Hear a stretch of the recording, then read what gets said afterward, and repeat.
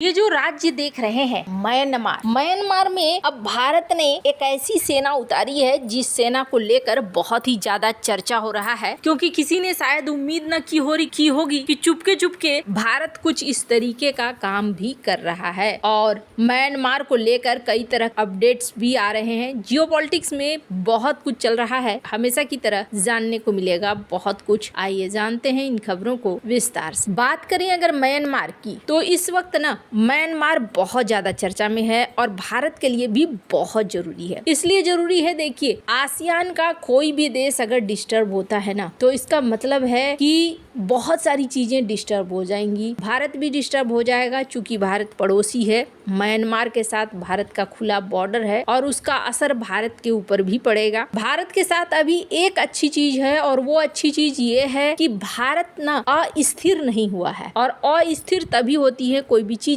जब बाहरी प्रभाव बढ़ना शुरू हो जाता है, अलग अलग गुट बनना शुरू हो जाता है। अगर म्यांमार की बात करें तो म्यांमार में 50 गुट बन चुके हैं और म्यांमार के ऊपर कहा जाता है कि बाहरी प्रभाव बहुत ज्यादा है। पहले तो जो कंपटीशन था वो कंपटीशन चाइना और भारत के बीच में था। चाइना यहाँ पर अपने प्रोजेक्ट्स वगैरह बढ़ा रहा था, भारत ने भी प्रोजेक्ट्स बढ़ाए, और कहा जाता है कि जो मेनली कॉरिडोर है, उस कॉरिडोर की वजह से ही समस्याएं और भी बढ़ी। व्यापार बढ़ने का मतलब है कि पैसे का बढ़ना। तो भारत पहले परेशान था चाइना से। चाइना का प्रभाव म्यांमार में, बांग्लादेश में या फिर नेपाल में लगातार बढ़ता जा रहा था। लेकिन पिछले कुछ समय से, साल 2021 से, जब से म्यांमार अस्थिर है, उसकी अस्थिरता और भी ज्यादा बढ़ती जा रही है। एक समय में ऐसा लगा था कि म्यांमार में रूस और चाइना ये दोनों प्रमुख हो जाएंगे, लेकिन ऐसा हुआ नहीं। धीरे धीरे रूस और चाइना अपनी अपनी गतिविधियों में बिजी हो गए और म्यांमार के अंदर में कांड बढ़ना शुरू हो गया। 28 मार्च 2025 को म्यांमार में आए 7.7 तीव्रता के भूकंप ने मांडले, सगाइंग, न्यापतियो सहित मध्य म्यांमार को भारी नुकसान पहुंचाया। इस आपदा में 3600 से अधिक लोग मारे गए, हजारों घायल हुए, लाखों बेघर हो गए। प्राचीन मंदिर, पैगोडा,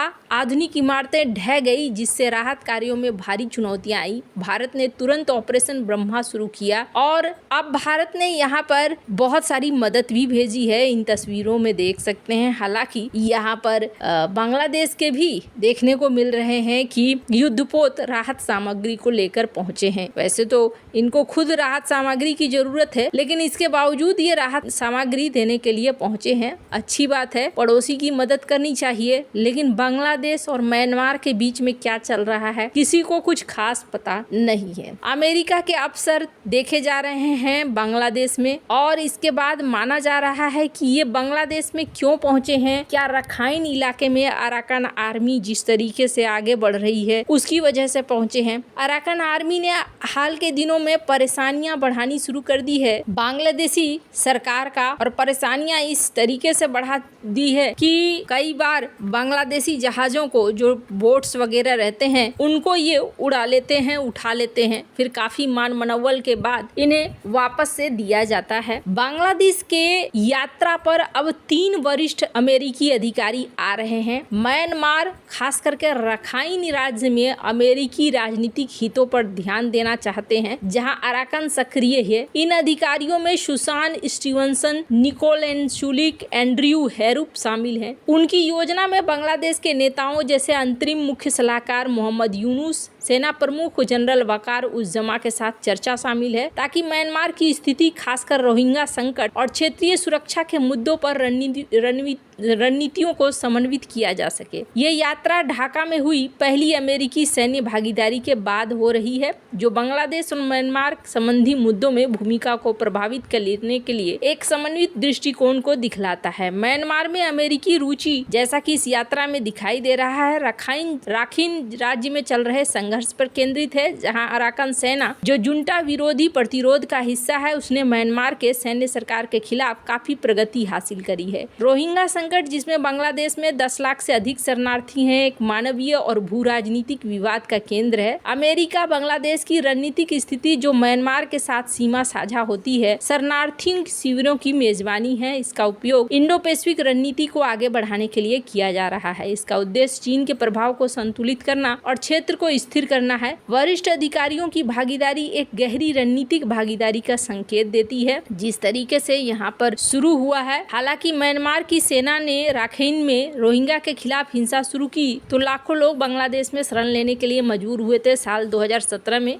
तब अमेरिका ने मानवीय सहायता प्रदान की थी और म्यांमार पर प्रतिबंध लगाए थे, लेकिन बांग्लादेश के साथ सहयोग बढ़ाया था ताकि शरणार्थी संकट को संबोधित किया जा सके। शीत युद्ध के समय अमेरिका ने दक्षिण एशिया में सोवियत प्रभाव को कम करने के लिए बांग्लादेश और अन्य देशों के साथ संबंध मजबूत किए थे। ये रणनीति चीन के प्रभाव को संतुलित करने के लिए फिर से लागू हो रही है, खास करके इंडो पैसिफिक क्षेत्र में। अमेरिका ने ऐतिहासिक रूप से बांग्लादेश के मामलों में रुचि दिखाई है। 1971 में बांग्लादेश के स्वतंत्रता संग्राम में अमेरिका ने शुरू में पाकिस्तान का समर्थन किया, बाद में बांग्लादेश के साथ संबंध स्थापित किए। यह दिखाता है कि अमेरिका क्षेत्रीय स्थिरता और अपने भू राजनीतिक हितों के आधार पर अपनी नीतियों को समायोजित करता है। अब जहां तक बात है म्यांमार की, तो स्क्रीन पर एक वीडियो देखिए। यूएन की संस्थाओं ने म्यांमार के लिए मदद की अपेक्षा की है। कहा है कि जिस तरीके से यहाँ पर भूकंप आया है, इस भूकंप के बाद दुनिया भर के सहायता की जरूरत है और सहायता देनी चाहिए, और इसके लिए इन्होंने मांग भी करी है कि सहायता आप में से जितना ज्यादा से ज्यादा दे सकते हैं देश, इस मामले में आइए और सहायता दीजिए। वहीं भारत ने भी एक वीडियो शेयर किया है। भारतीय सेना 2025 में म्यांमार में भूकंप प्रभावित क्षेत्रों में राहत कार्यों के लिए